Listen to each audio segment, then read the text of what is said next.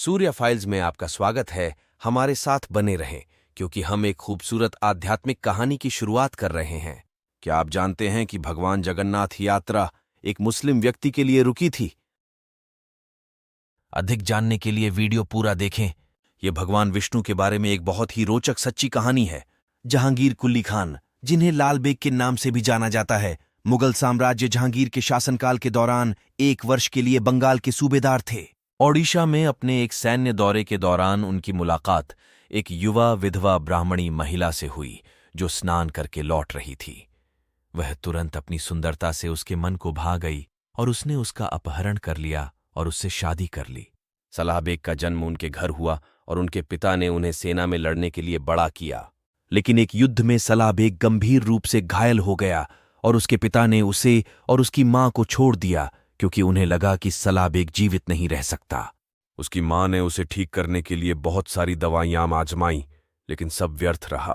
अंततः उनकी मां ने सारी उम्मीदें छोड़ दीं और अपने बेटे से कहा कि वह लगातार हरे कृष्ण का जाप करे और कृष्ण उसे ठीक कर देंगे।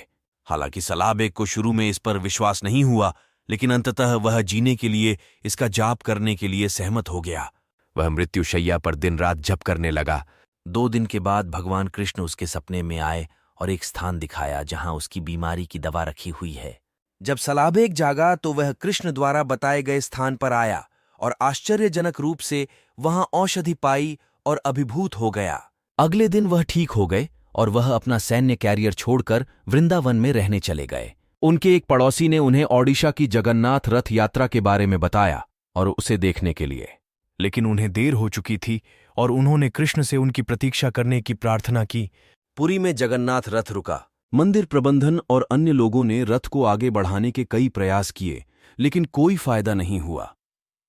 आखिरकार उन्होंने उस स्थान पर एक मंदिर बनाने का निर्णय लिया। सलाह बेग वहां दौड़ता हुआ आया और उसने रस्सी खींची और रथ आगे बढ़ गया, जिससे सभी आश्चर्यचकित रह गए।